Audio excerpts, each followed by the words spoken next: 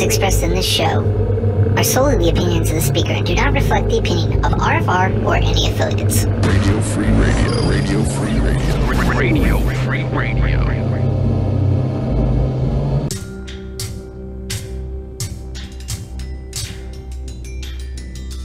What is reality? Reality is what we believe to be true about the nature of our surroundings. But how do we come to decide that true nature? Do we conceive it completely on our own?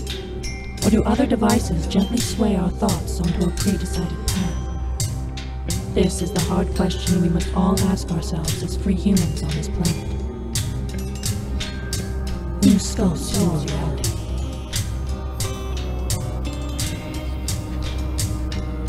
Reality.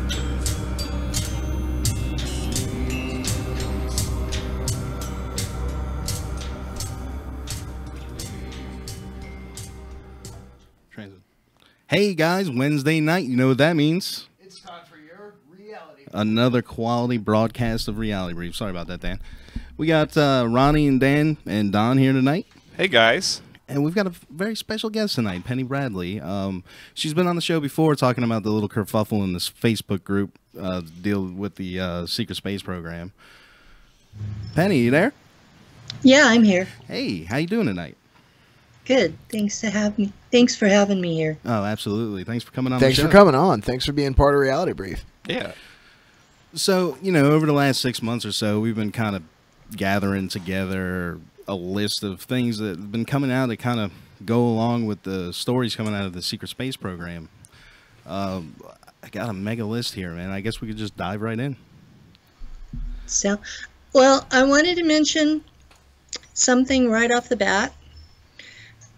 In the Secret Space Program group, we have 8 admins, and 6 of us were either in the German force, or Elena was in ICC and she worked with the Germans. And we've been kind of going with, you know, this name Dark Fleet. It just doesn't fit. It's not what the Germans call themselves, and it's been turned into something of an insult. So we've been racking our brains the last few days trying to remember what it was actually called. And the best we can come up with is Nachtwaffen. Nachtwaffen. That sounds Nachtwaffen. That does sound menacing. Yeah.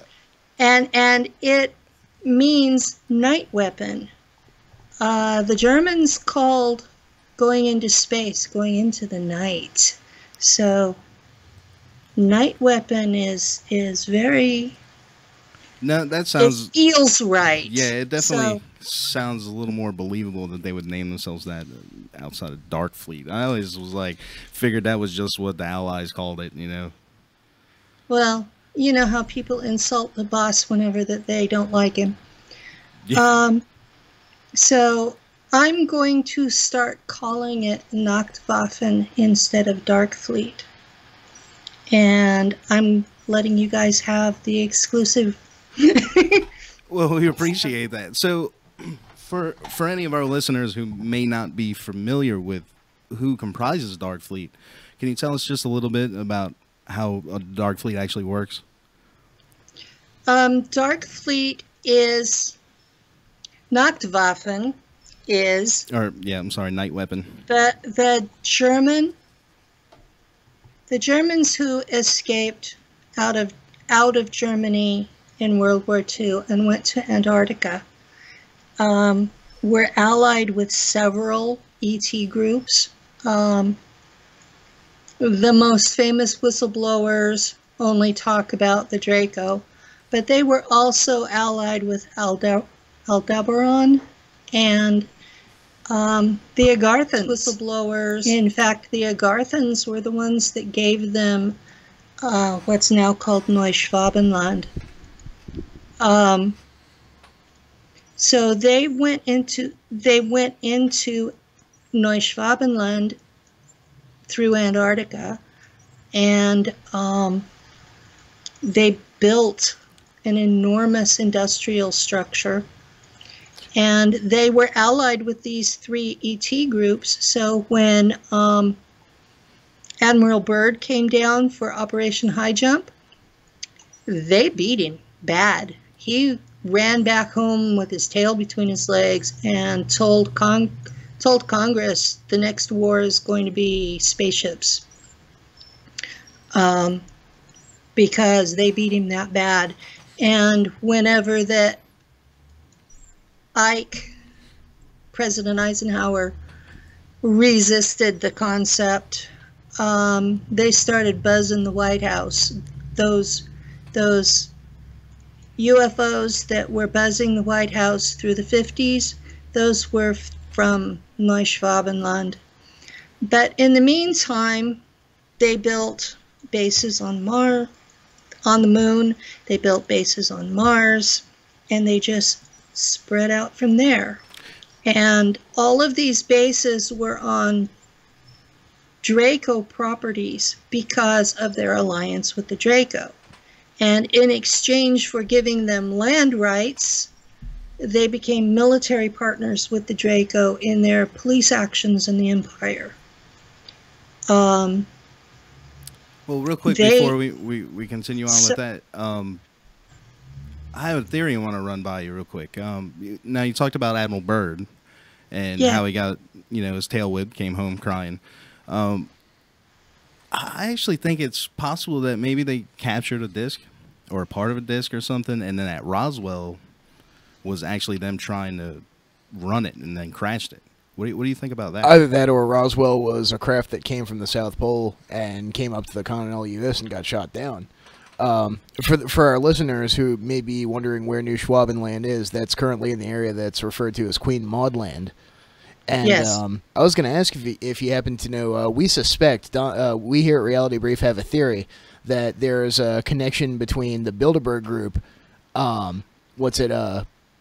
Queen Beatrix of the Netherlands and Prince Bernhard of Norway, because Queen Maudland is currently the part of Antarctica that's claimed by Norway. You know how it's like each chunk of Antarctica is claimed by a country. So we have this theory that there's a Norway Black Sun Nachtwaffen connection. Do you know anything about that, or have you ever heard any theories that run along those lines? Sorry to hit you with so much at once like that. I know that's kind of out of the blue, but that's fine.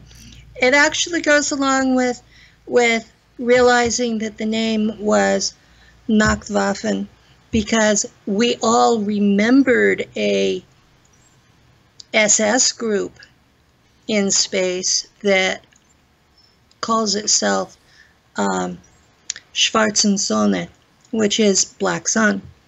So yes, the Black Sun group on Earth is Schwarzen Sonne in space, and all of the royal houses of Europe and the elite in other countries are involved.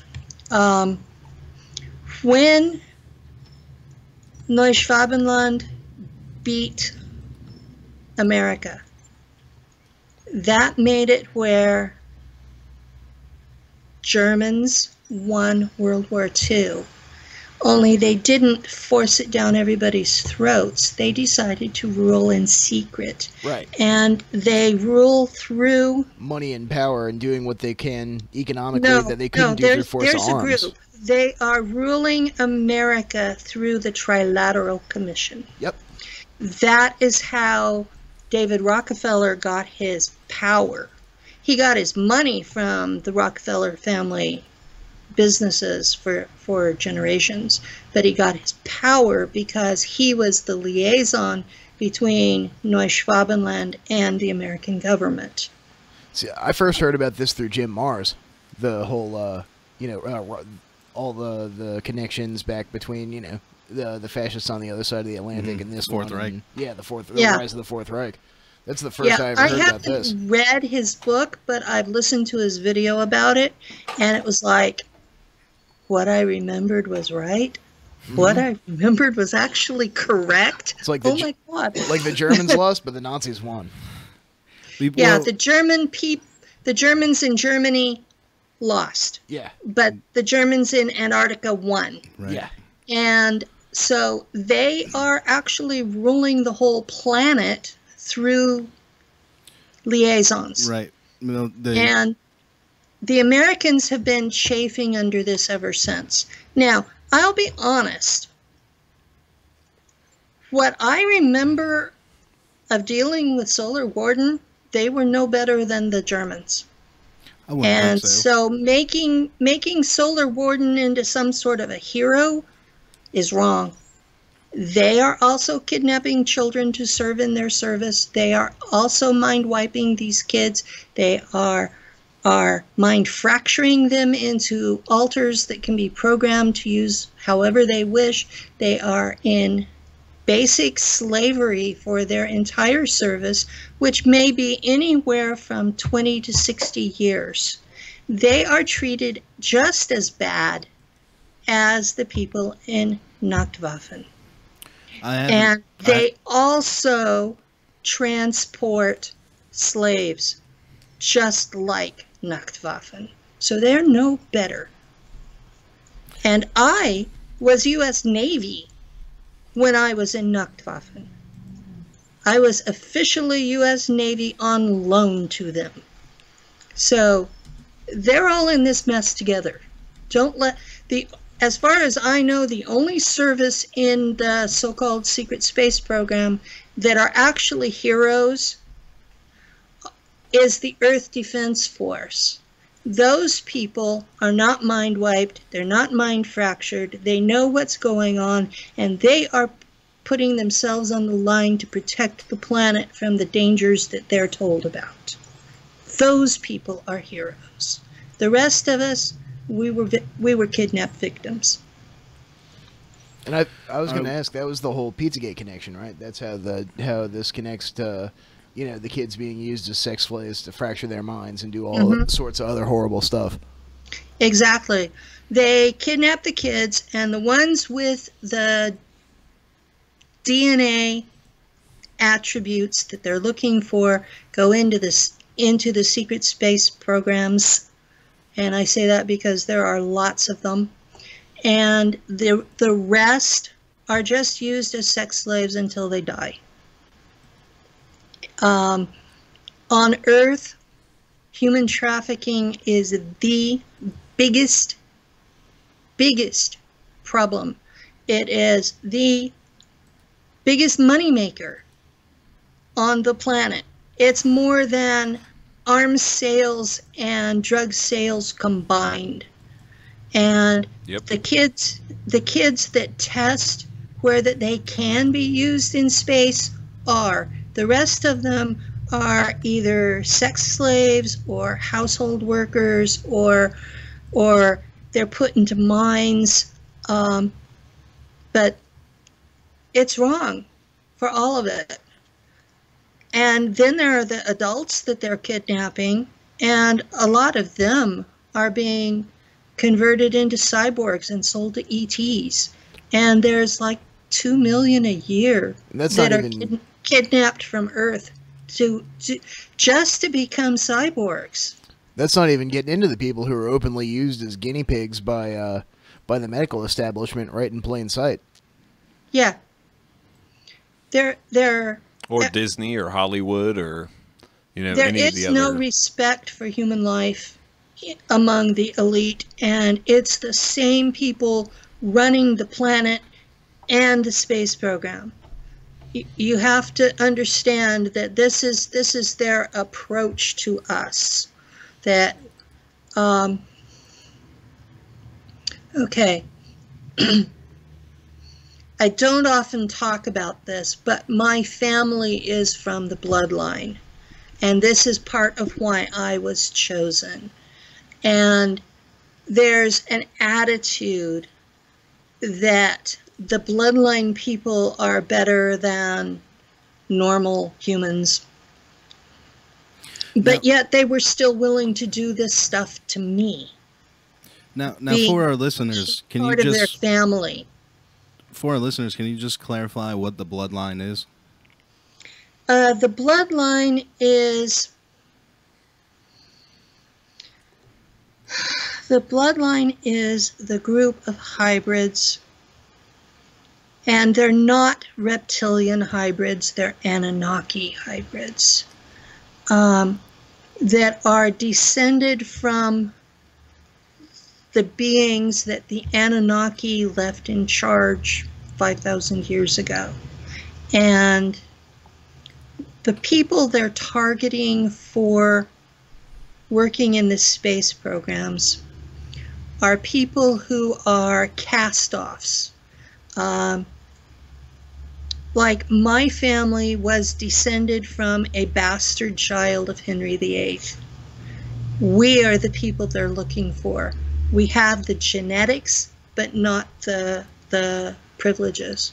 So if we disappear, nobody notices.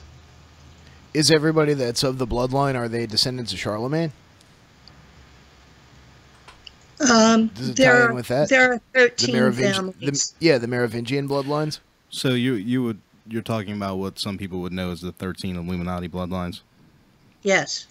Yeah. The 13 Illuminati bloodlines are the people that they're targeting first. They have the Rh negative blood, which my mother had. I don't. They have the genetics from the original Anunnaki hybrids.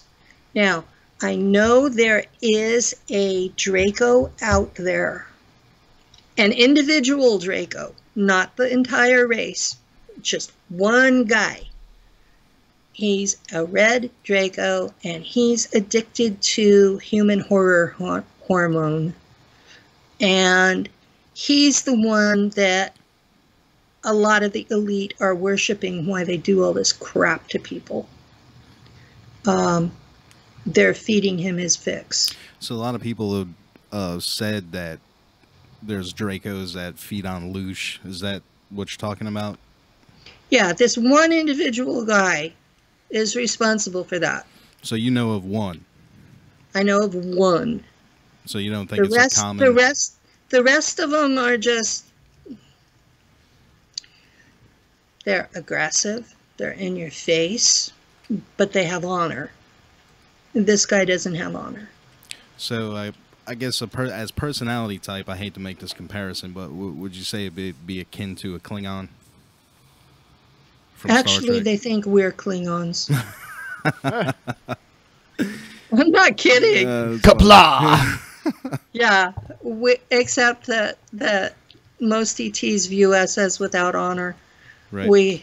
Because we kidnap and torture our own children and sell our own race as slaves. Yeah, that was one of my favorite bits out of Star Trek. Was there's this episode of DS9, right, where Quark and Cisco and a bunch of the other squad was stranded on this planet. I think it was the Siege of AR-488 or something like that, and Quark and Cisco have an uncomfortable moment, and Quark just goes off and he goes, "You know what? You typecast Ferengi as all being greedy and everything, but give us crap for being all about profit and money. But I'll tell you what, we never put our own people in concentration camps. We never nuked our own planet. We never sold each other as slaves. So why don't you put that in your pipe and smoke it?" Exactly. I agree with Quark on that one. Quark's the man. Yes. They had their rules of acquisition and they followed them. I actually have a paperback of that.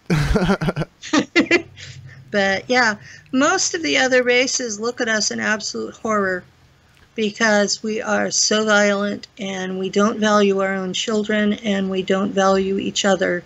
And the people that think that there are benevolent ETs out there going to rescue us, they're wrong. That's all I can say. There's nobody going to rescue us as long as we're allowing this crap to go on. We have to stop the human trafficking, both on Earth and in space. Oh, I concur. We have to stop the pedophilia. We have to actually value our kids and each other before anybody's going to think about helping us. But isn't that more of an individual thing? I mean, yeah, it is. It absolutely is. I don't think that any sentient being should ever be made a slave. It's like, as a this whole, is human my beings. experience from dealing with the ETs, and I was in Nachtwaffen. I'm with you on that because it's like, you know, what Quark said is completely correct. Like, you know, we do these horrible things to ourselves, but we only allow that to happen on a macro scale because we let it happen in a micro scale because we're too busy to watch our kids so they can get caught up at a target. I mean, I don't know if recently you've seen the scourge of Facebook posts talking about men trying to pick up unsuspecting kids from distracted parents at Target lately, but there's been a rash of them on Facebook, and they've really got me thinking about... That's fucked up. Well, they've got me thinking about the little things I shared one of that I those could do. videos yesterday. Yeah, and it's frightening when you really think about that. We'll do that to our own kind, but like when it boils down to like stopping it, it's like I'm just as guilty of making violence in this world with people who don't agree with me, and it seems like lately people have gotten so polarized that it's just it's impossible not to. Are y'all picking up on that, or is that just me? No, I'm picking up on it too. The veil's getting thin, and you know, I've seen the older I get, the more weirder I see people get, and I gotta really wonder if it's, you know, like if it's something in the water or something in the air. The polarization is on purpose. If you look at the media, But it's not just the media. They've now got media that is for liberals and media that is for conservatives, and these people don't even listen to what the other one is saying. Yep. And they're labeling each other as a disease. Yeah. And When they're really both part of the problem. exactly, they're both part of the problem because they're not talking to each other. They're talking at each other. They're screaming at each other, Yeah. and I didn't like either candidate that ran. I didn't even like the Libertarian candidate this time, to be honest. And usually I'm a sucker for the Libertarian Party, but this time I was like, come on, Gary, get it together, dog. As soon as the election was over, Gary Johnston went on a 3-month pot binge. I mean... Hey, ain't nothing wrong with that. There is not a damn thing wrong with that. Not to say he wasn't on a pot I'm binge sorry. before the election, before the campaign. But it doesn't look good for your candidate to be... What happened? I have an echo now. Oh. Okay. It doesn't look good for your candidate to go on a pot binge when he loses. I hear you on that, but I definitely prefer the way Gary bombed Aleppo to the way Hillary bombed Aleppo. Yeah. Wob. Oh, Dan. Really? Oh, Dan. This whole thing about fake news. I run pages on Facebook, and no, I'm not gonna. I keep that separate from my SSP. But it got to where people coming on and they don't even give you a logical argument about why you're wrong. They just label it fake news. Exactly. And I've got to where I banned them from the page because they're just being trolls. Well, that's where If you can't come up with a logical reason for your position, why are you talking? Yeah, you definitely see because that a we lot. can. that to me, that's where it's like the term shitposting comes from, and I'm so against it because it's like if I put something up on Facebook, it's because I kind of want to have a discussion about it sometimes, and if you just come in there and say fake news and then cut the conversation off at that, it's like, well, why are you here? Okay, you're just a shitposter, and then yeah, I've blocked a lot of people because of that. People do that to get their jollies off, it seems. Yeah. Well, you know what's crazy is I've seen people that when they couldn't, you know, when they actually got off social media and then started like getting hostile towards people in real life because they didn't have social media to get that out of their system anymore, and it's a very strange phenomenon. Yeah, people are getting really weird. And going through the last couple of years, seeing what was on Facebook. And I have friends from both sides of the polarity. So watching what they post on their wall and then listening to people real world who are actually a lot nastier than my friends on Facebook, And then looking at how things have been playing out, I don't think the average person knows how to do critical thinking anymore. No. No, God, they no. definitely don't teach you how to do it in government indoctrination centers. I mean, public schools anymore. That's something that was a lost art when I graduated in 2001. I can only imagine 16 years later of the same, except for now it's worse, because now it seems like the pop songs are worse than they were when I was a kid, and they were bad when I was a kid. And I'm just talking about content. I'm older than all of you because I was born in the 50s. In the 70s, when I was in high school, they were still teaching Latin in public schools. Well, That's in awesome. They were 1997, they still- were teaching Latin as well, because I took that for 1 year, and I was like, I can't do this again. That's a They hard were language. teaching logic in junior year English class. They were teaching logic in sophomore year geometry. Yeah, they're still doing that. And by the time my kids got there, and they were going to high school in the 90s, so they're probably about your age, they stopped teaching logic in English, and between my oldest, who is in his 40s, What just happened? Did we lose her? I think we lost her. Miss Bradley, are you still there? No, You still with us? I think feed got out. Okay. minute. Wait, there she is. So you're back. I started teaching logic at home, so my kids can think. I'll tell you what really scared me, though, was my youngest was taking ROTC, Air Force ROTC, and in his senior year, he came, Lou, the man I live with, and I were talking about UFOs and space because I was starting to remember. And my kid came up with, the Air Force wouldn't lie to us. I swear that was the scariest thing any of my kids ever came up with. That is Ever. pretty scary. And I hunted down my copy of 1984 and forever radicalized that kid. Excellent.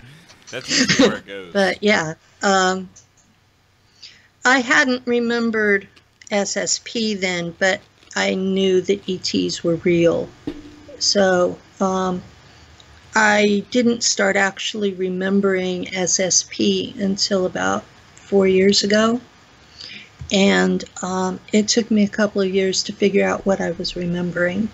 Now I have a So- question about the SSP, because I'm kind of I'm new to all of this, but it does intrigue me because my life has been kind of a shit show my entire life. There's been a lot of negative things that happened to me when I was a kid that caused me to block off a lot of stuff. And through my studies of MK Ultra, for example, like I've always been very intrigued by that because I can see how they could take that psychological, like you broke it down earlier about the mind fracturing, and I definitely believe that I've went through that. Now, at what point? I'm sorry. Here lately, I had a breakdown a couple weeks back, and I had to go over and talk to Donald and ask him a bunch of questions, and he was just like, "Man, you might be on, you might be in my lab." Like, were you legitimately concerned about that, Donald? I mean, I know you're kind of messing with me, but Man, all the stories, I mean, I don't know how deep you wanted to get into this. I mean, I'm sure she wanted to talk about some stuff too. Everything that you've told me, I feel like there's a chance, man. Definitely. now, so when you have these like remembrances, do they break you down? I'm sorry, back to you, Miss Bradley. Oh, Does it come at once, or does it just like one day it finally catches up to you? with me, it was nightmares. The most traumatic stuff came first. And the nightmares were so real, I could smell the blood. And it's like, okay, that's based on something real. There's too much sensation to it. It's because regular dreams are kind of one-dimensional, and this was like this was based on a remembering. So the particular one that came first was when I was in Shula on Mars, and the Mars Raptors came through the wall, and the Germans on Mars, and I guess throughout the space colonies, have a technology where they can dial back. Tony Rodriguez calls it rephoning. And you go back in time before the incident and pull everybody out. And that's he said that's what happened. They would cancel the mission, I think. They'd cancel the mission sometimes. In this particular case, they went back to just before the wall came down and pulled us out. But I still have nightmares of the original story. And I couldn't have been... Well, I was in Shula from age 9 to 19. So I was a young teen when this happened. And I have psi abilities that were built into me. I'm one of the Me Labs that was genetically altered to increase my psi abilities. And during my training at Langley, they put them behind an adrenaline wall for the safety of everybody I was around. So when the Raptors came through the wall, I created this, like a force field around the group of people that were with me, and did my best to protect everybody. I made it as big as I could. So apparently we survived, and that told the Germans they had to go back and rescue the rest. So yeah, that was one of the better things that I've done with those abilities. It's far out. I can't just walk into a Walmart and turn off all the electronics, but Right. But if I'm really scared, things come up. So, while we're talking about dreams here, I found an article recently talking about. Let me see if I can find it in my list here. Okay, it's essentially like scientists have discovered the parts of the brain involved in dreaming. So this kind of opens up the whole door there for, possible implants, dreams, and things like that to me. Now, do you know of any kind of tech like that from the programs?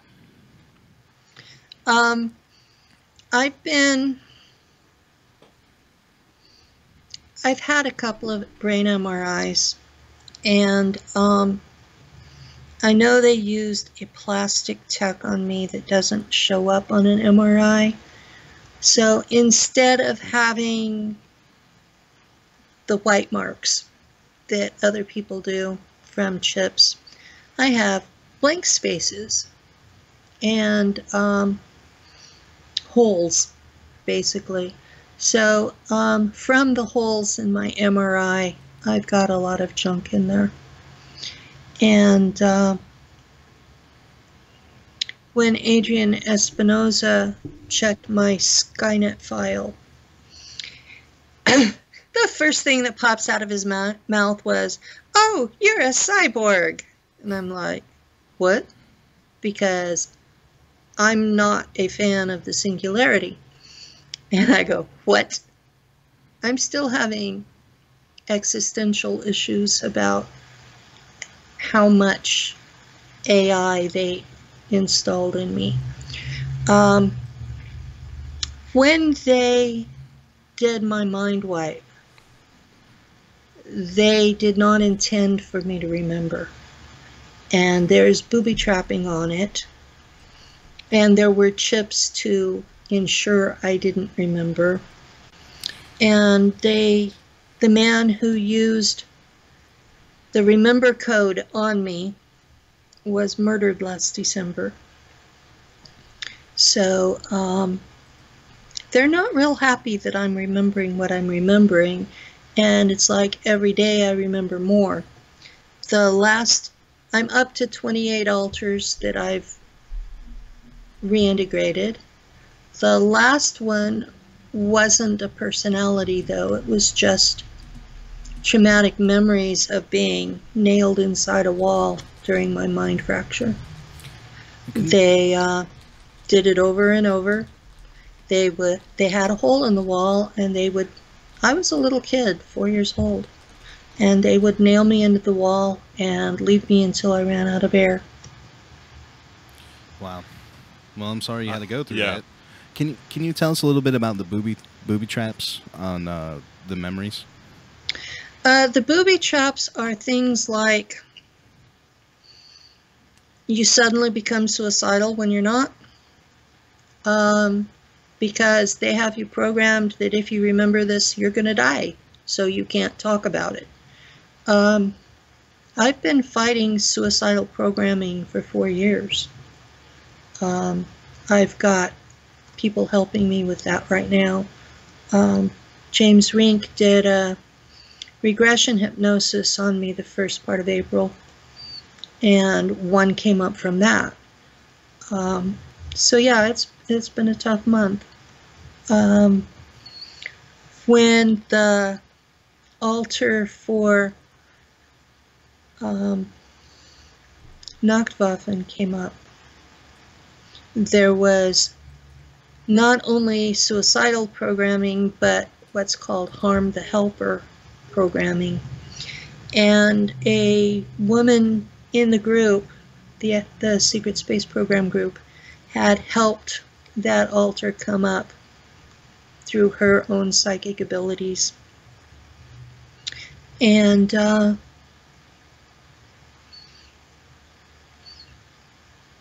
I couldn't even talk to her. I couldn't. I am so glad that she was online instead of in person. That's the programming why some of the super soldiers have killed their entire families. So when you hear about a super soldier went nuts and killed their girlfriend and kids and all this, it's because of harm the helper programming. It's a way that they protect them, the perps protect themselves. Along that line, I have a really weird memory from when I was at Langley. I couldn't have been more than 6, and it was Christmas time. And I remember being in a big room, and there's a Christmas tree in the corner, and I was in a dress, which was a really big deal because most of the time I was in hospital pajamas.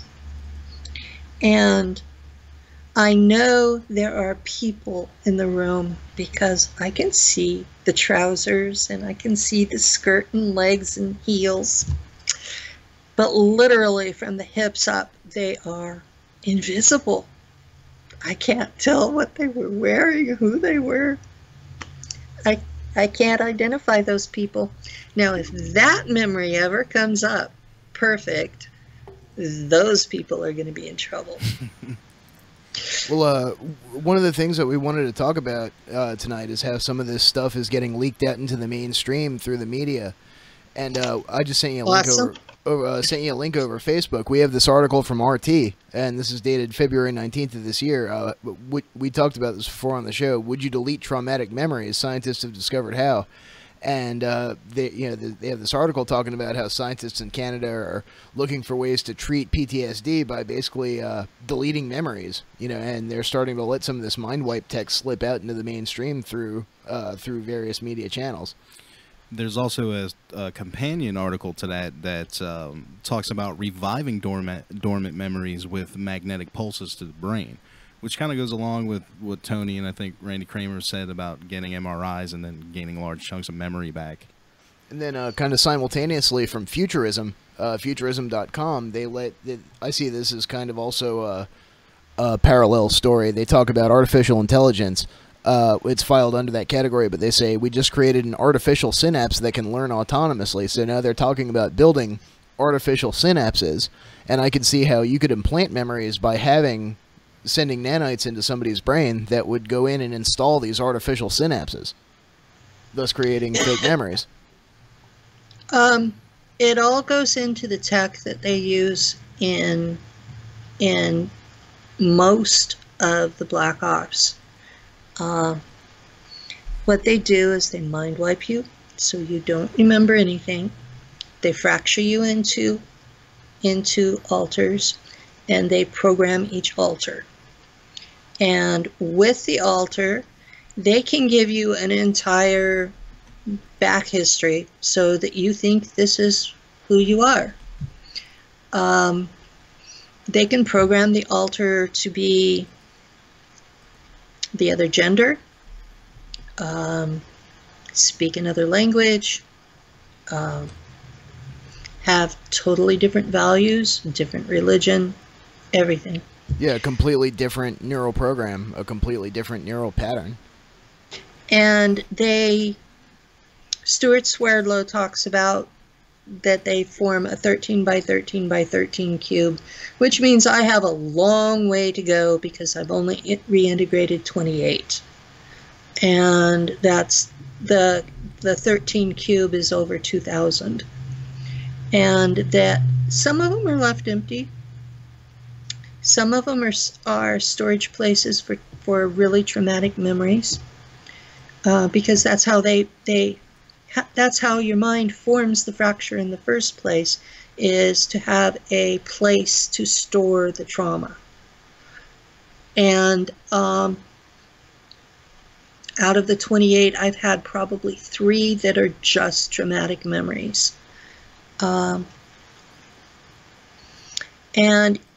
each time I reintegrate a new one, I get more memories from the ones I've already reintegrated. So it's like the pieces start coming together. WizKid here for Cool Smiles, Dentist Market's Quest, and Thrifty Mom's Love. Difficulties. Huh? I'm sorry, you probably couldn't hear that, but there was an ad playing from one of the websites we had up. Okay. I'm sorry, I didn't mean to make you lose your train of thought there. It's not fun reintegrating. It's not fun remembering. I'm doing the work because I want to know what they did to me. I want to know what I've been used for. I want to know what I've experienced. And I can understand people that don't want to do the work wanting to forget it all. The trouble is that your subconscious remembers it and bubbles it back up to remember it. It's going to come back one way or another. Yeah. The faith I follow talks about that your shadow will bubble up. It will keep being in your face until you deal with the problems. Well, that's what's going on with these people that have been mind fractured, is the alters. The subconscious is remembering what's gone on and is trying to bring it up to be dealt with. And if you go through and erase the memories, then you're going to be tormented and not know why, not be able to find out why. So I don't think that's a good idea unless you are so messed up that you can't function at all. And then it would only be with the consent of the person. I think this stuff that they're doing to all of us is just wrong. I feel. Can I stop you there for 2 seconds? Because I feel like you're speaking directly to me, and I'm not taking it personally. I'm just like, I'm hearing what you're saying, and it's like, it's kind of messing with me. And it's not a joke, man. I'm dead serious. I'm like, sorry for laughing. Where would one go to start to find out like more about this kind of stuff? Like, if if I'm beginning to suspect that I too was involved in something bad, and I mean, heaven help me, some of the nightmares that I've had lately, like it's bad. Where do I begin? What I did was I got a hypnotist that was trained by Dolores Cannon, and I told her, honestly, I'm on SSDI. I don't have a lot of money. I can't pay you what you normally charge. This is what I can pay you. Are you willing to help me for this? And she graciously gave me a full 8-hour day. And I went in with questions. Instead of trying to get, you know, because they take you back to times and you get memories, instead of trying to do that, I went directly to the subconscious and asked questions. Things that I wanted answers to. And she recorded it, so I have the recording that I can go back and check if something feels weird, or if I'm not remembering it right. That was in January of 2015, and that was the first step, and that helped me organize the memories into some sort of a time frame. I still don't have it where it's like, I did this, and I did this, and I did this, and I did this. No, I don't have continuity. I have vignettes. This happened, and then it seems like years later this happened. And you notice I tell you an age range because I don't know exactly. But I know where I was at certain ages in that altar.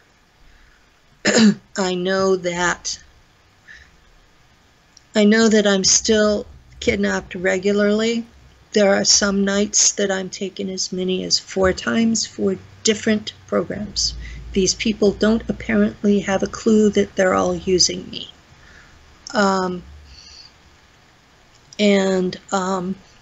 I'm starting to wake up during missions and do things that they aren't. The message I got back from the handler was, "You're losing the plot, Penny." And yeah, I'm subjected to synthetic telepathy. Well, I have a cap I wear when I'm not on camera, and it's an EMF blocker, and it stops the handler cold. And because they can't generally talk to me directly anymore, they've taken up going through my friends. And some of those messages are really extremely disturbing. And one of my best friends channeled the message from the CIA that they were going to kill the man that they did in December. That was in October. She couldn't understand why I didn't want to talk to her for weeks. Because she didn't remember telling me. So yeah, it's a real, you know, I had to go back and copy and paste her message and say, this is why I haven't wanted to talk to you. You were channeling the CIA. And well, yeah, I can understand one. Yeah, that's gotta be rough. I definitely want to distance myself from that myself.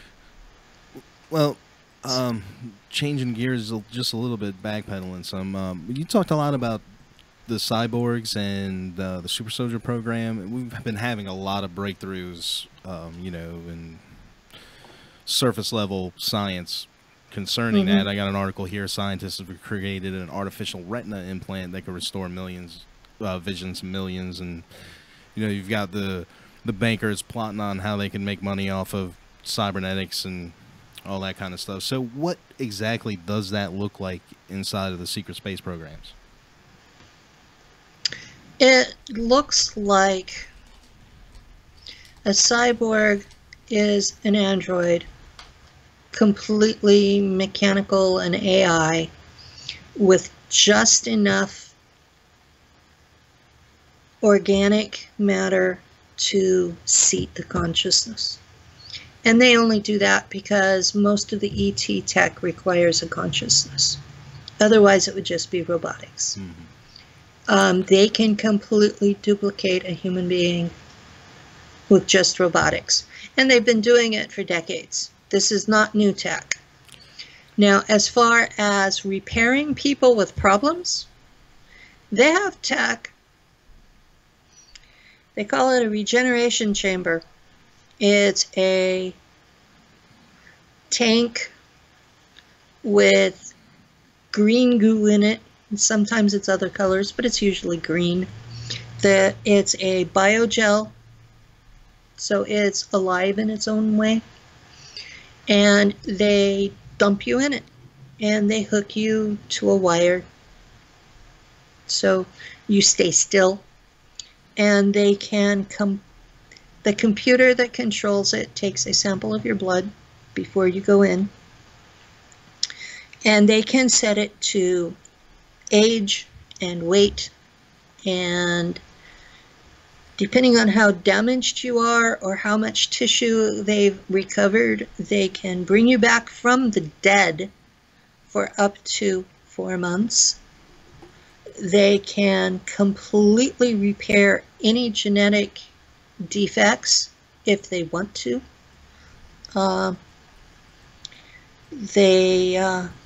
People in the programs are kept below age 35 because that's your maximum productivity age. Right, they don't take people after a certain age. Is that relatively correct? On Earth, they don't take you after a certain age. In space, they just dump you back in the tank and you're back to 35. Actually, they keep women in their 20s because they're prettier. And the men are usually in their 30s because they're stronger then. But they just keep you there. You're in the tank every week or so anyway because of the drugs they give you. Well, I've seen a lot of articles. They destroy the drugs they give you in space to make you more productive and smarter, destroy your liver. So they put you in the tank once a week anyway. So they just reset you for optimum weight and the age that they want that day. And so it doesn't matter what happens to you. You're not allowed to die. I remember being eaten by spiders on Mars. So I know I was dead. I was brought back from the dead more than once. Yeah, and we have this article here of Beta Minds, it's minds.com. Scientists get the green light to resurrect the dead with stem cells. Yeah. So I mean, they're showing you it now. I mean, that's what they're doing in space. Well, and they've been doing that since the 1950s. Makes sense. I mean, you know, anything that we're just now finding out about, they've perfected a long time ago. Well, NBC News broke last night, April 26, 2017.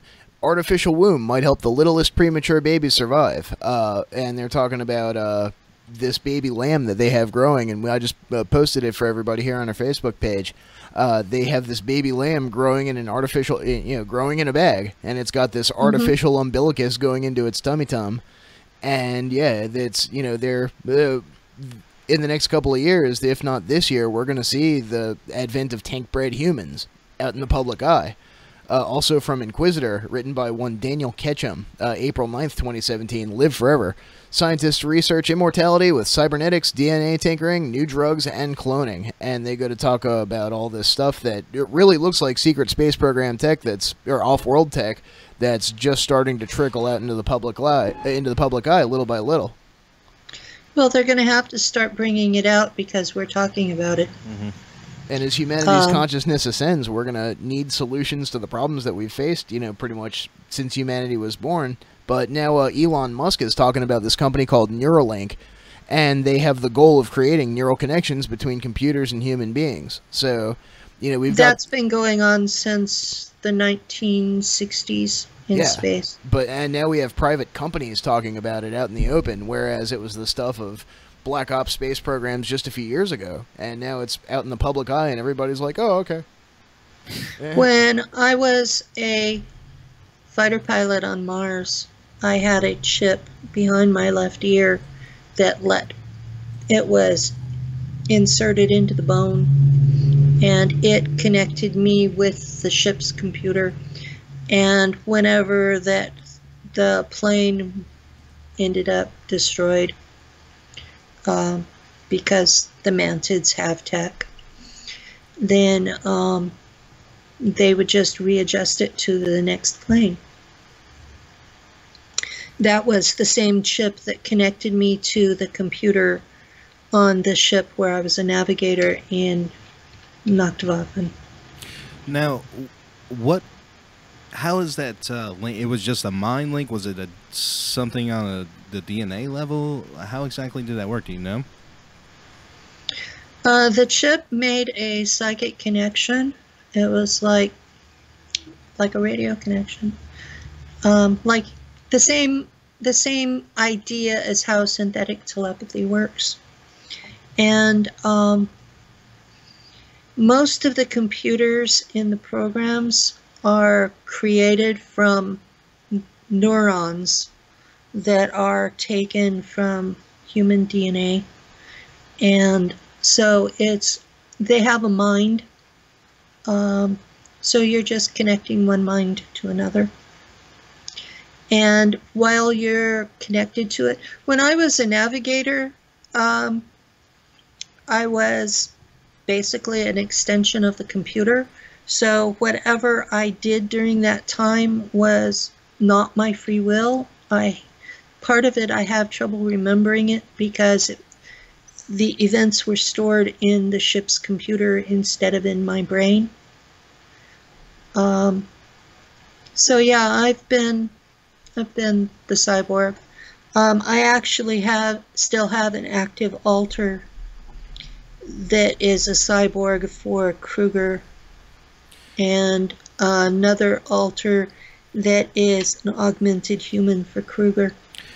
Now, can you tell us a little bit about how the Kruger thing works? We had a guest on a couple weeks ago, but he claimed to be a part of it, but he wasn't really remembering how it actually worked. Can you enlighten us on that? Kruger and Serene were the doctors who did the mind fracturing. And they set up competing mercenary companies. And these mercenaries are cyborgs created from clones of the people that are mind fractured. So that when they make a clone of you, there is a psychic link between the two, and they can rather easily transfer your consciousness from your original body into the clone. So does that work on quantum entanglement properties, like being being in your DNA?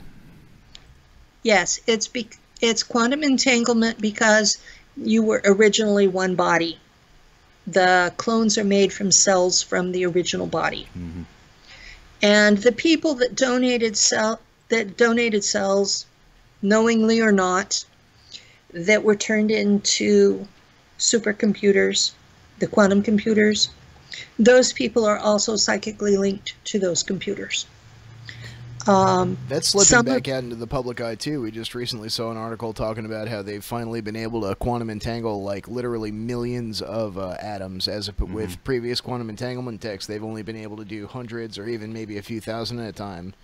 But I'm looking for the article to see if I can't find this. Okay, that's what's going on. Is clones and the original human are quantum entangled with each other, and the programs have been using that property to transfer alters from the original person into the clone, to use them for however long they want to, and then return the consciousness to the same point they took it.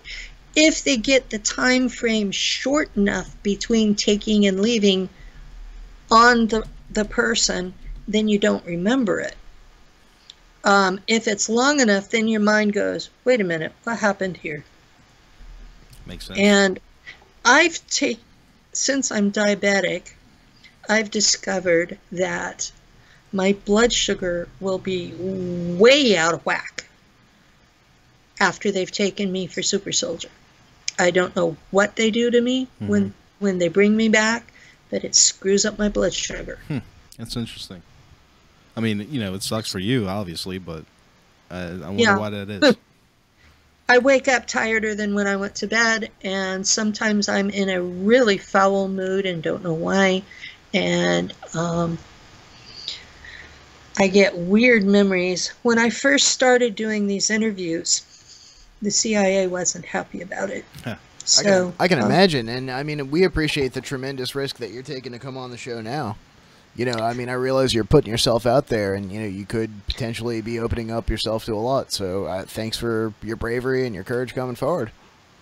Well, I got shot April 13th with a microwave laser. So, and that wasn't the first time either, was it? No, I've been shot 3 times last summer with DEWs, which are ET tech. That's a directed energy weapon. It's based, I think, on sound tech. And I was shot 3 times in November from a spaceship. And I was shot once in January with the microwave laser, and I was shot again April 13th. So I don't know why I'm still alive. What? I'm being honest. I have no idea why I'm still alive, because somebody is trying really hard to get rid of me. So what does that do to you? What are the symptoms of being shot with a directed energy weapon? The directed energy weapon felt like I was being hit with a log, except there were no visible signs of it.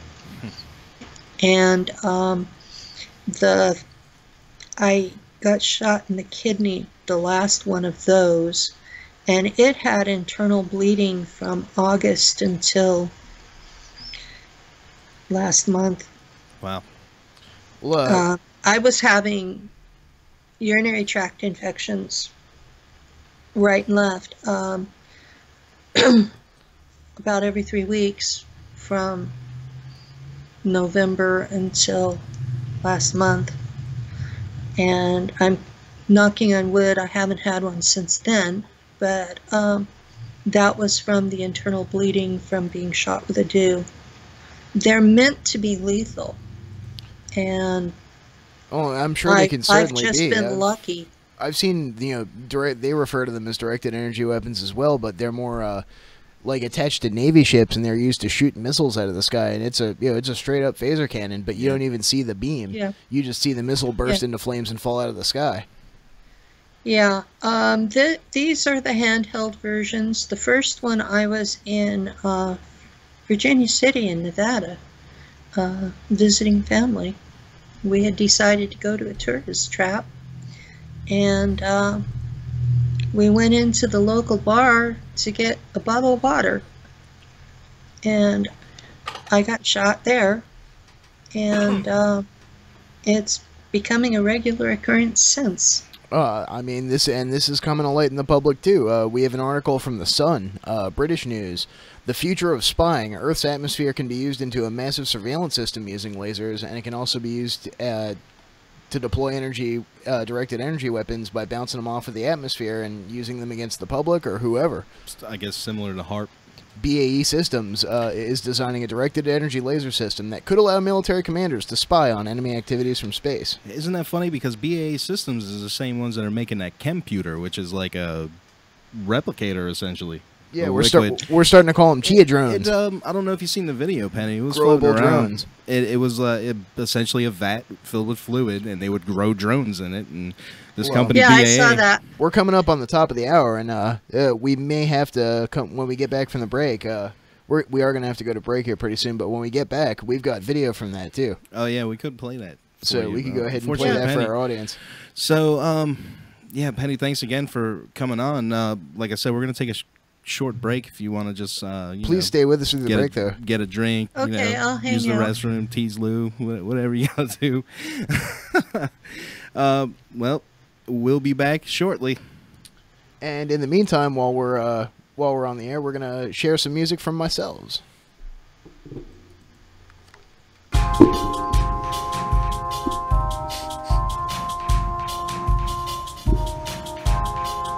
Oh yeah, cause that sun can't never set on Phoebus.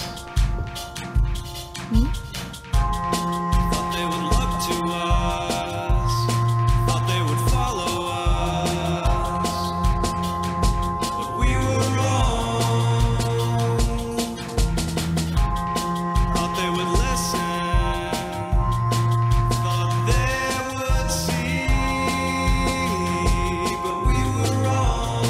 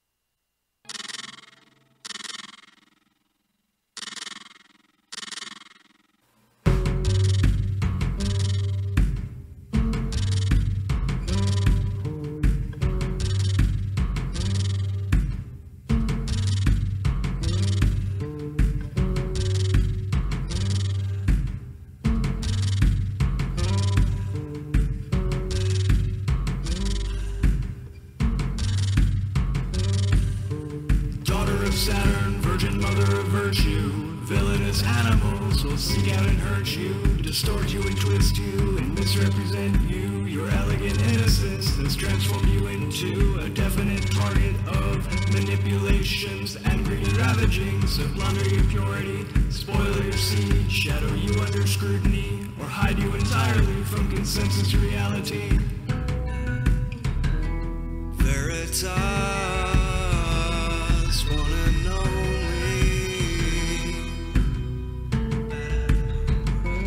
Veritas, our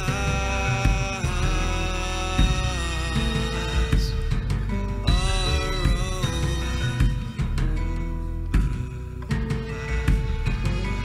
Veritas.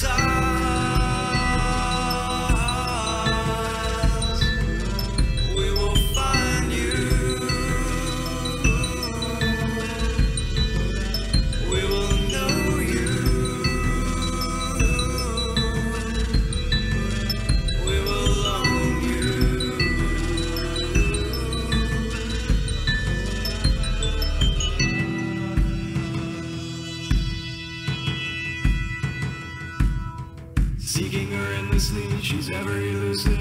Further and further now, your source gets diluted, and the well is always deeper. How deep can you dive? How deep is your need to stare the truth in the eye? The truth is that you hide from her. You are vulnerable. As you lie to yourself. Hey guys, And we're back We're back, guys. here on Reality Brief, your Wednesday night. Thanks for tuning in, everybody. You know, you guys, if you like the show, if you like what you hear here, if you want to help us out and continue to do what we do, you can go over to patreon.com/radiofreeradio and maybe consider giving $1 or something. You know, it helps us get equipment so we can do more stuff. Hopefully soon we'll have the video coming in so you can actually see Penny when she's talking to you. Not all lagged out. I know we tried to put it in there, but it's a little laggy, so... Anyway, you're listening to Radio Free Radio, and this is Reality Brief with Dan, Ron, Don, and Penny. Hey, we're back. Penny, are you there? Oops. Hold on, let me fix that. Hey, it's awesome here. Penny, you back? Nope, she's not, because I don't know how to operate the equipment here, so... She can It's probably great. hear Give us, us money but, so we yeah. can do more fail for you guys. It's awesome. All right, 1 second. Let me just turn this I like back on. money. Better producers. Where No? we go? Sorry, I love you guys. Yeah, and our producer called in sick today. Figures. What? Yes. There we go. Penny, you back? It's a plot. Yeah, I'm back. All right, awesome. We got you there. So, we left off. What were we talking about when we left off? Dan? Oh, we were talking about the Computer. the computer and the Chia drones, as we're referring to them. Oh, Did but you we play the video? Oh no, we didn't play the video, but we'll get to that. Actually, first we had some questions from the YouTube chat. If you want to try to take a crack at them. First one, can you ask Penny for some more detail on the 3D cube grid that the programmers use? How does that appear to her? You have any information on that? It appears to me as a black wall that I chip at daily. Okay, well, I hope that answers your question there. We also have, this one here from Kane. Hi, Penny, not sure if you're in chat. It's me, Kane, on Facebook. Was wondering if you could talk about the transmissions that you have been picking up from Darkfleet.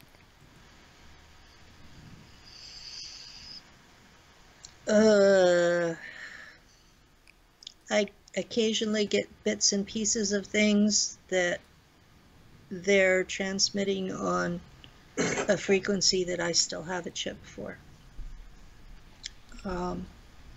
Nothing that could be used as intel. It's all in German, which I don't speak very well.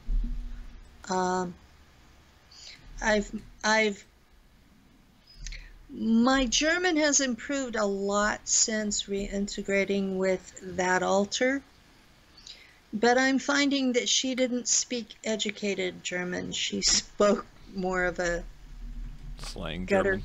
more of a gutter version. I can speak a pretty Like good the English gutter. that we speak on Reality Brief. Sprechen Sie Deutsch, Fräulein? No, you guys are actually, you sound educated. Oh, well, thanks. Because we're not. She was Nine. Sorry. She was an officer on a freighter, and uses a lot of swear words.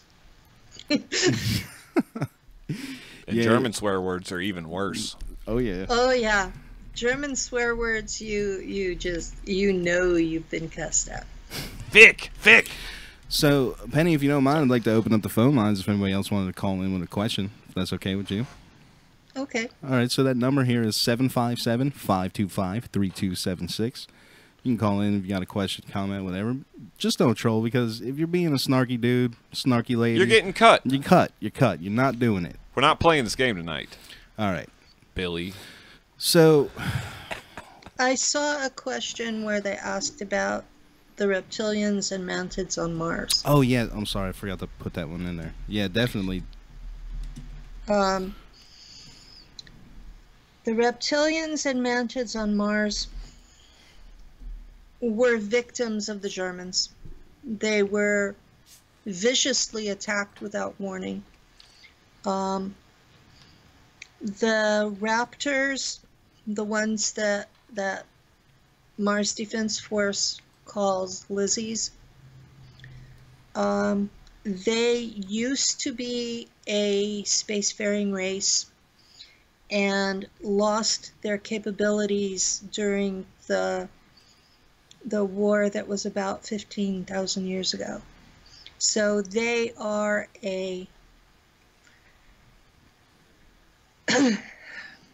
they're an intelligent race that is going through their dark ages. They're about technologically at the level that the American Indian was whenever the Europeans showed up. Wow. They are, however, taller than humans, heavier than humans, and they come equipped with these claws that are a good 6 inches long. And in a bare-handed fight, they will win every time. They don't have explosives, so when they tear down a wall, it's with battering rams, usually rock. Straight up mechanical force. Straight up mechanical force. They are telepathic, but not as much as the other races. The Mantids are a competing empire with the Drago. I hear a lot of nonsense about them being allies and the one or the other being over them, and not true. I'd really like to know more about the Mantids, actually. They kind of fascinate me. They have spaceflight. They have hyperdrive. They are extremely telepathic. They exist in multiple dimensions at once and are able to step into 4D to travel to another point in time in 3D. I'm not sure if they do it telepathically or if they have tech. Out of all of the telepathic races I encountered, their presence is the most gentle. They were literally caught with their pants down by the Germans, or that would have never happened. And I've had recent encounters with them where they have forgiven me for how fierce I was to them in that war. And it's really touched my heart. Do you know where the Mantid homeworld was originally? No, I know that... How far their empire stretches? I have no idea how far they stretch or where their original homeworld was. I do know that they're an alliance of multiple insectoid races, and that different ones of them have different homeworlds. Oh, okay. But their general approach is to be healers. So the Germans attacking them was really a stupid thing to do. Now, are humans and Mantids still at war on some level? On Mars or something? The war in the Northern Hemisphere was resolved in 1990 with the treaty. The war in the Southern Hemisphere is still ongoing to my knowledge, but it's mostly between the raptor tribes and the humans. So you could say that attacking the Mantids was one of those, hey, let's invade Russia during the winter kind of mistakes. Yeah. It wasn't a smart thing. It was total arrogance on the part of the Germans. They didn't like the Draco territory, and they liked where the Mantids had their city, and they went in with a neutron bomb and destroyed it, so they could wait 3 months and move in. Terrible. Not That's cool. that's a terrible technology. You know that? The neutron bomb, that is particularly nefarious. Well, I do have that computer video here. If you guys want to take a look at that, let me just pull this up. Stop it. Cool music, I guess. There we go.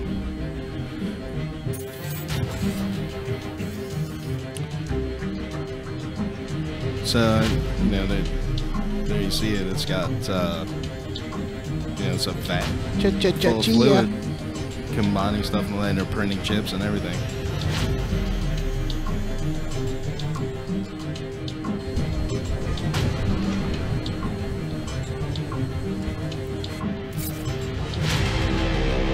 They grow up so fast. You think Obama had a lab-grown drone? Probably. He could have been a lab-grown drone. Little droney.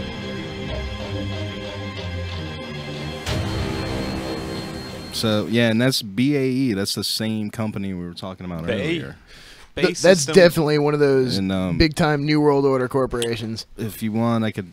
You still... Yeah, pull the screen back up. I have the actual... This is BAE's website, BAEsystems.com, talking about computer, because this is not something someone just made up and put on Facebook. This is actually real. You can go to BAEsystems.com and look at it for yourself, what they're saying they're doing.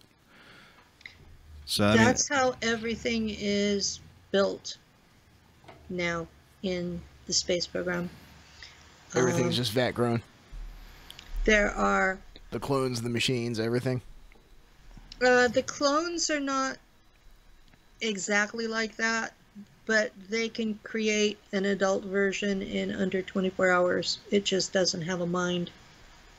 It takes longer than that for a mind to develop. Now we've also got a recent article about touch-sensitive elastic fibers offering new interfaces for electronics. Now, does that sound like anything that you've encountered?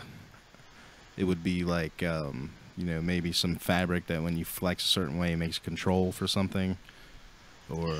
What I've seen is more the fabric monitors the biology, so that if you are injured and pass out, that it radios your unit to let you know.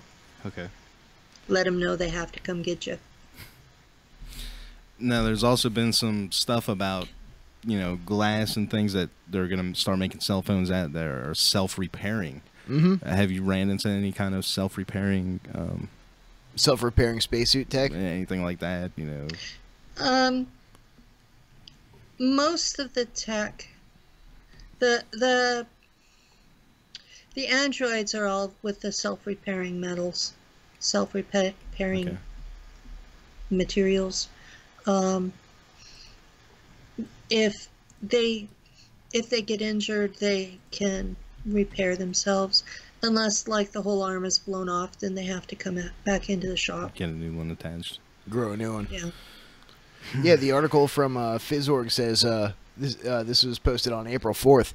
Materials may lead to self-healing smartphones, and they're talking about self-healing polymers that are geared towards electronics and soft robotics, as they call them, and can help repair themselves. It's stretchable, transparent, conducts ions to generate current, and could one day help your broken smartphone get back together again. Yeah, among other things. Or I thought they designed smartphones to break so that you'd have to buy a new one. That's a good point. Yeah, good. Yeah. They're gonna have to find something else on it that these breaks. guys are gonna get shut down. Or the now the batteries are just gonna catch on fire even worse than they already do now. the batteries will implode and leave a time hole in your pocket. Uh-huh. All right, so let's see. All right, now we talked earlier. Have one of those, by the way. We talked earlier about how Elon Musk is talking about getting into space and merging man with machine, and when the banks are starting to talk about all this space stuff, then things are definitely getting real. We have an article from Business Insider. Goldman Sachs says that space mining platinum is more realistic than perceived, and they have this huge article talking about they have this artist impression of an asteroid mine created by Deep Space Industries, a company based in California and Luxembourg. Goldman Sachs is bullish on space mining with an asteroid-grabbing spacecraft. In a 98-page note for clients seen by Business Insider, analyst Noah Popanak and his team argue that platinum mining in space is getting cheaper, easier, and the rewards are becoming greater and greater as time goes by. So they're talking about doing all this, essentially with robots from Earth. Yeah, they have to do it with robots. They're going to have competition. I'll just put it that way. They have to do it. The ICC is mining the asteroids already. I would assume Goldman Sachs is a tool of ICC. They're doing soft disclosure, is what they're doing. They're letting it out where it's the theory that the admins from the SSP group have is that because so many of us are starting to remember that what they're doing is they're going to bring it all forward as though it's new discoveries. Right. And never tell anybody that it's been going on for 70 years. And that's why I think they gotta go. If they do start doing it commercially in front of everybody's face, they have to use robots because they can't send people out there because people won't keep their mouths shut about the bases that are already there. They'll have a hard time finding people here on Earth that'll keep their mouth shut. That's what I'm saying. Yeah, I mean, you just the ICC is using human slaves right now and mind wiping them if they ever send them back home. And most of them serve their time as miners and then get converted into cyborgs. So there's no chance of them talking. Can you just briefly go over the galactic slave trade, if you will, how all that exactly works? Who's buying them? What are they getting in trade from? Is it just about organ harvesting and biological components, or is there more to it? Is it all abductees, or do they, like, for lack of better words, farm raise humans for food or something like that? I've heard all kinds of different things. They have been kidnapping humans from Earth, mostly war refugees, homeless, people that are in the hospital for long term, because if they're dying in the hospital, they can just pop them into the regen tank and they'll be fine. So they're getting people that nobody will notice they're missing, and that's what they've been using for decades. That's part of the reason why they have so many wars all the time, is so that they have a source of raw materials. They use parts of the brain and spinal column in the cyborg, and enough of the digestive system and endocrine to keep them working. The rest does go into the organ harvesting. Parts are sold to ETs who want genetic materials for their own experiments. A lot of it is canned and sold as food. So Soylent Green is people. What species eats that? I mean, obviously we've all heard that, all the Dracos eat the babies, but, there's got to be more than just that. As far as I know, there are only 12 races out there that eat humans. And which ones are those? The Mars raptors do. Or raptors, yeah, that makes sense. The inner Earth raptors do. And the United States is allied with them, by the way. And some of the Draco do, but they have the ones I was around never did in front of me, so I cannot verify that as fact. Right. I know that when I left the SSP in 2014, that there were nearly 1,000 races that were buying cyborgs from the ICC. And there are processing plants on Mars, Ceres, Pluto. There's a huge one on Pluto. And scattered through the asteroid belt. Do you remember anything about Planet 9 by chance? That's blocked from my memory. And yes, I should know about it because I was a navigator. So I go to look for that, and there's this just... Remember I talked about the one memory where they're gone, invisible from the hips up? That's what I get when I look for for Planet 9. For the large, thing past Pluto and past all the Kuiper Belt stuff, they're thinking it's probably like a Neptune mass, either a super Earth or a gas giant. Now, you've said that... Oh, I'm sorry. The Nibiru stuff talks about a brown dwarf star with a planet or two and moons that's orbiting the sun at a different angle. So it might not just be a Planet 9, it might be a small system, almost like how the Jovian system is almost its own solar system. Yeah. Gotcha. And I'm getting that from stuff I've read. So this is not information from SSP. Mm-hmm. Gotcha. But I'm trying to make a distinction. This is 3D research I've done. And it makes sense that a brown dwarf would be coming into the system because all of the planets have been heating up. And even NASA has been talking about that. Well, not only that, but it turns out the sun is tilted 6 degrees to the rest of the solar system, and for the longest time they haven't been able to figure out why. And they think that now it's from the gravity of Planet 9 or the Planet 9 system tugging on the rest of the solar system. Well, it's more.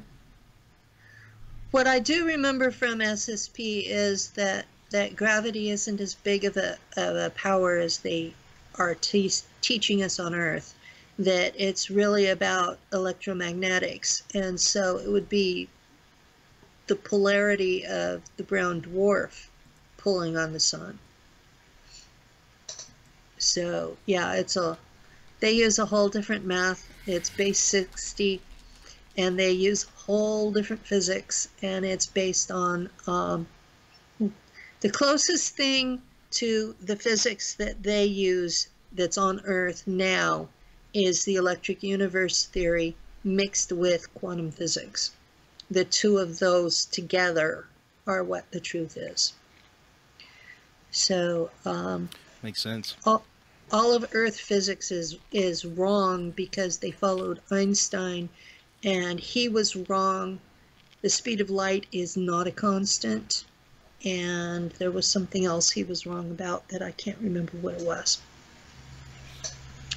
I would assume there's a lot that there was something I was reading about the other day, and I forget what it was called. It was the something effect, but they're talking about how the closer you get to the speed of light, the more radiation you soak, because regular light, the wavelength of regular light changes relative to you moving at 99.99999% of the speed of light. So normal light starts to cook you like microwave radiation. Well, that makes sense. Now, I hadn't heard that before. You said you were a navigator for Night Weapon, right? That's what it is. Okay, so now we've come across this thing in the past. It's kind of old news. It's been out for several years now, but it's called Vanablack. It's actually a material that's like blacker than black. It like 99.9% of light cannot escape it, and it'll obscure any bit of detail like texture or anything like that. It seems like it would be a perfect spaceship coating, something like that, because it would fly through the air. All you would see is a shape, no kind of texture or anything. Comes courtesy of a company called Surrey Nanosystems. Do you remember anything about the ships that or I don't know how many you were on as a navigator, but like the outside, what it looked like? Was it stark black or? It was shiny silvery. It was aluminum. It was aluminum. It was aluminum. It wasn't painted with anything. It was originally, the hull was originally designed to be a submarine. So you were on the older model then? I was on something, it was named the Zollheimen. Zollheimen. And that was the name of a German fleet officer who died in action. They named most of their ships after officers, or just numbers. But this one was named for an officer who was killed in action. And do you know the circumstances? We were a freighter. No, I don't know the circumstances. I had a hard time remembering the name. Right. That was one of those things that they didn't want me to remember. But did you ever try to trace that back to the surface and see if you can find any connections with his lineage or anything like that? Yeah, I did try, and I just hit a brick wall. There was nothing on Google or Start Page about it at all. So, but yeah. Well, you win some, you lose some. I come across brick walls all the time. Well, speaking of memories, I remember you telling me about, and I remember Tony talking about this a lot, how he said that when he went through the combat trials on Ceres base, people would go to fight Mantids or the spiders from Mars or other things. That was on the moon. Oh, okay. Well, that was on the moon, yeah. Well, okay, yeah. So people would get blown up and killed, and all sorts of horrible things would happen to them. And we found this article coming from EU Observer, talking about outsourcing your memory to the cloud. So again, this is the soft disclosure. They're trying to leak this out. This was reported the 17th of January of this year, but they're talking about Kevin Warwick, a professor and deputy vice chancellor of Coventry University, as being one of the world's first cyborgs. And they're, exploring the idea of backing your memories up to a computer system. And then, if you die and have to clone yourself from whatever's left, they can back all your memories right up. How do they handle the consciousness transfer? There's a machine that they put you in, and you just sit in it, and it looks like an electric chair, to be honest.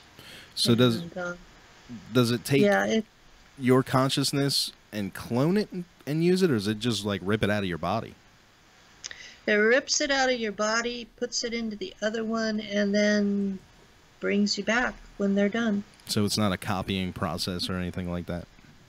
No, your consciousness is it's a thing. It's a complete thing, and they cannot copy it because it's the real person. Right. And they can, They can partition it into alters, but they can't copy it. So they can transfer it into a body that you're quantum entangled with. So far, they cannot put my consciousness in your body. Right. They don't know how to do that, at least not yet.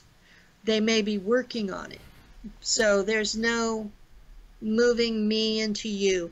They can only move me into someone who shares my DNA, my exact DNA. It has to be a direct, a genetic clone of you. Yeah. But they can minimize the amount of DNA that's there. That's what they do with the cyborgs.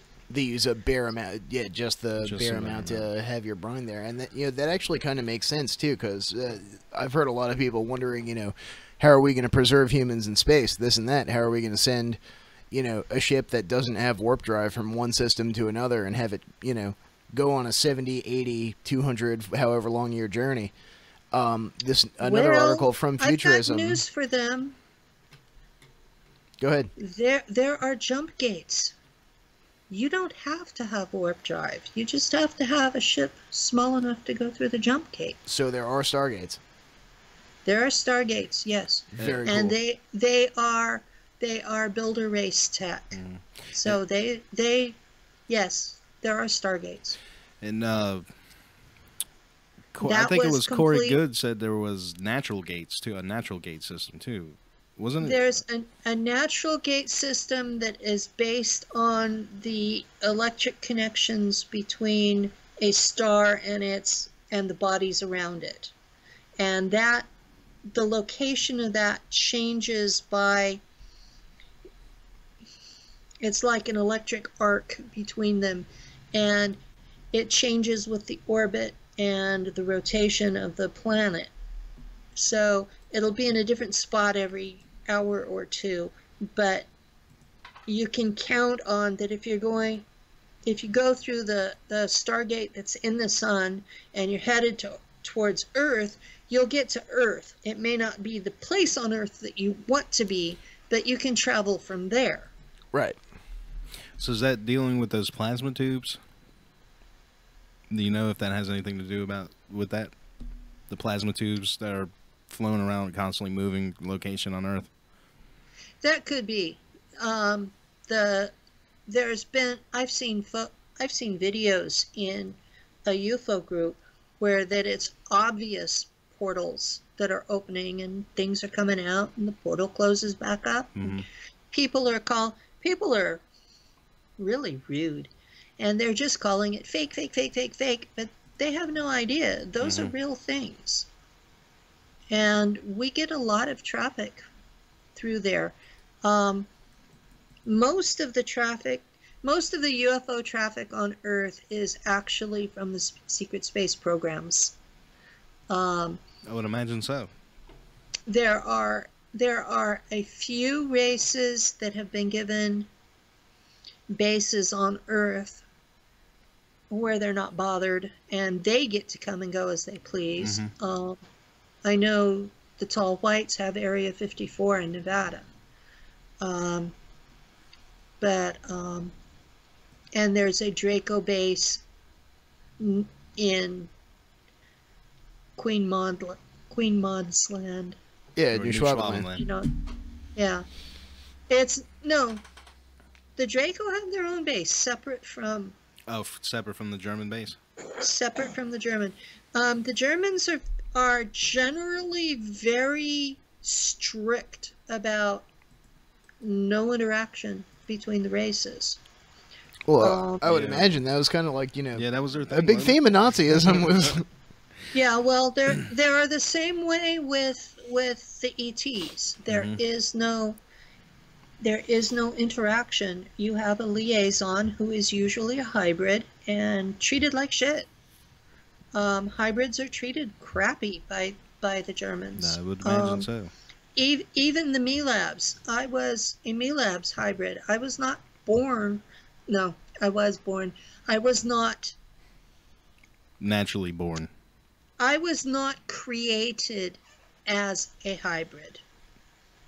Right, you were born naturally as a person. Yeah, you were conceived as a human and then manipulated I was afterwards. conceived as a complete human, and they altered my DNA before I was born. So I was born a Me-Labs hybrid, but I was not conceived as one. Right. So I was conceived as my parents' child, which in that generation, what they did was they targeted a woman, and when her doctor reported she was pregnant, then they would abduct her and mess with the kid. Now what they're doing, and what they've been doing since the 70s or so, is kidnapping the targeted people, taking out their eggs and sperm, and then mixing them in a lab and growing them themselves.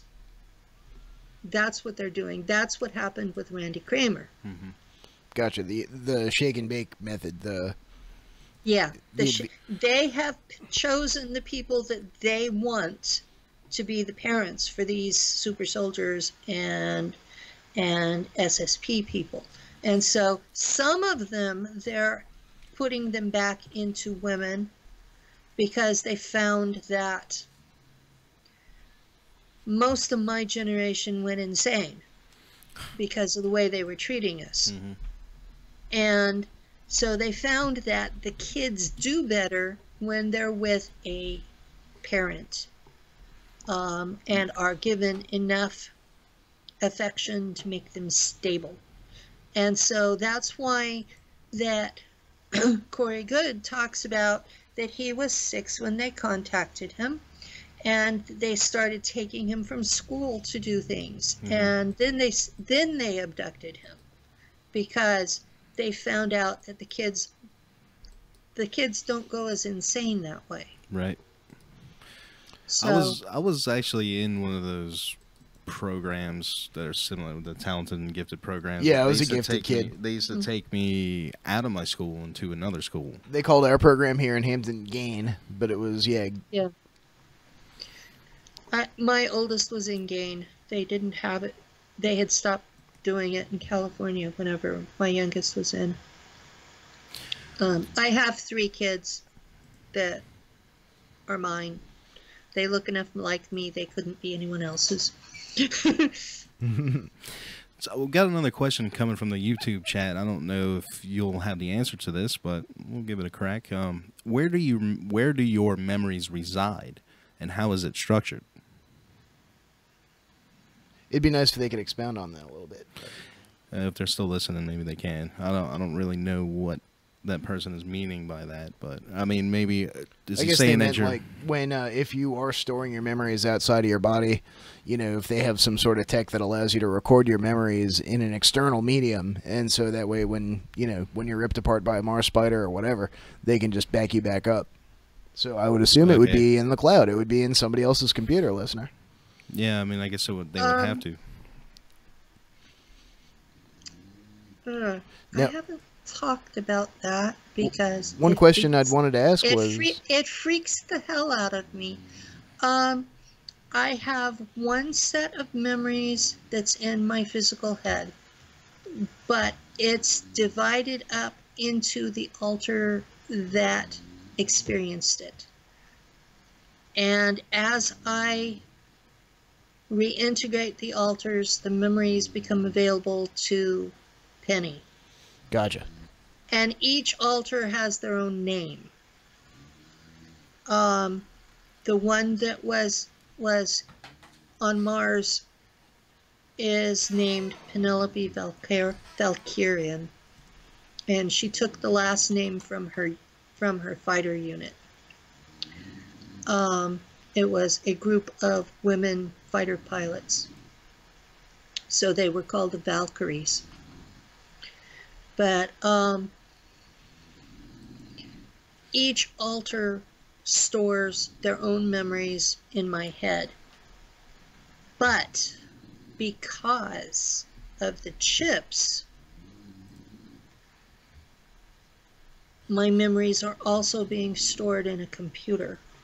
And some are on Mars, and some are on Earth. And some are on the Zolheimen.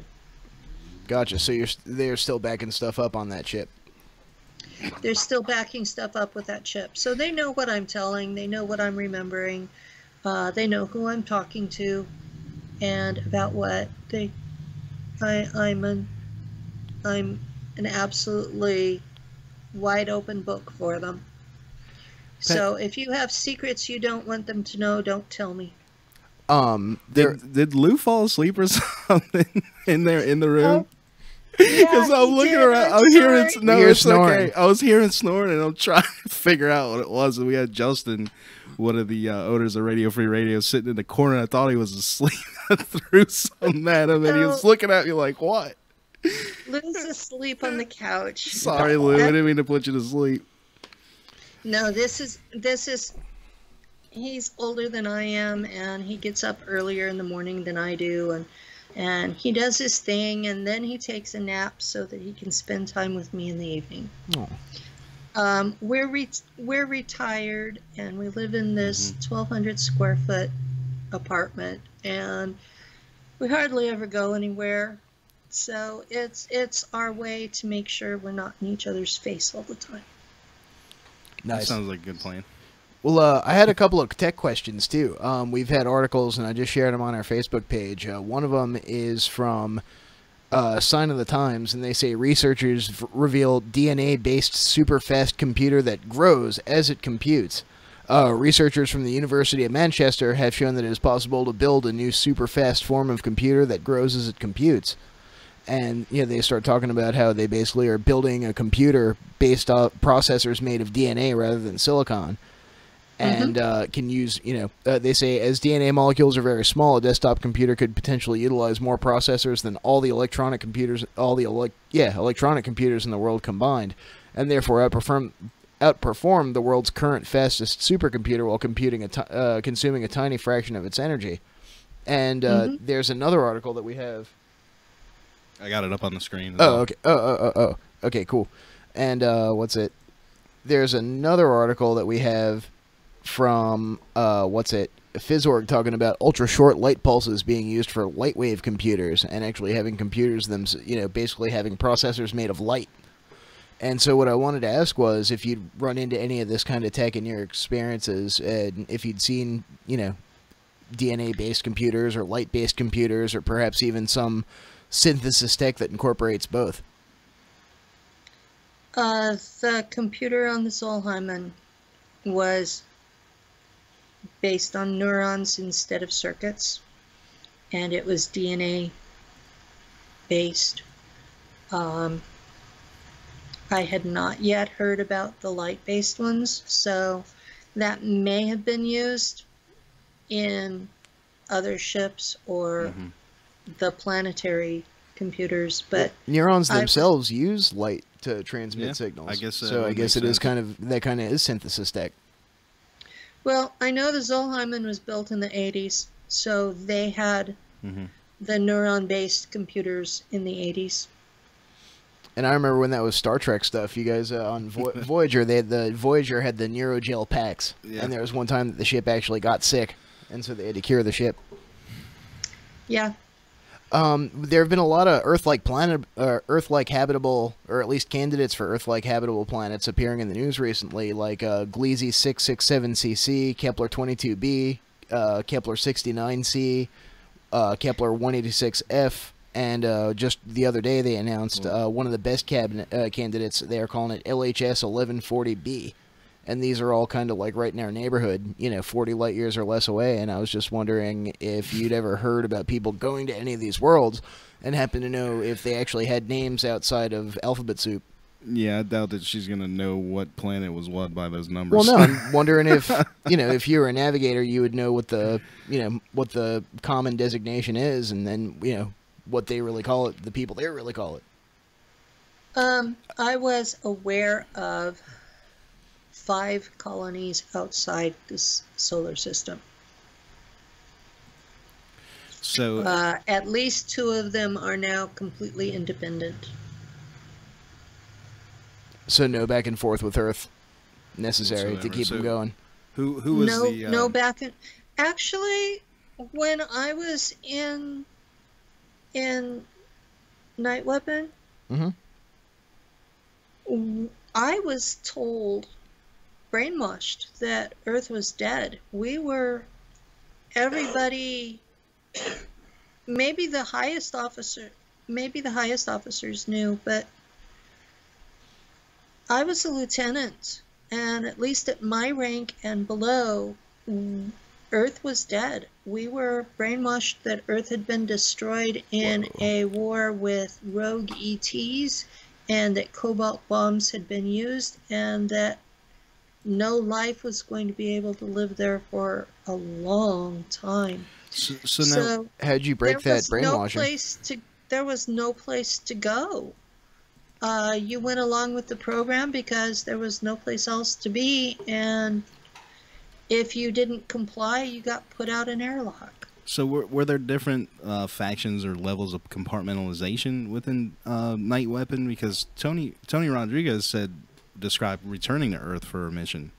So apparently his crew knew that Earth wasn't dead. Well, mine didn't.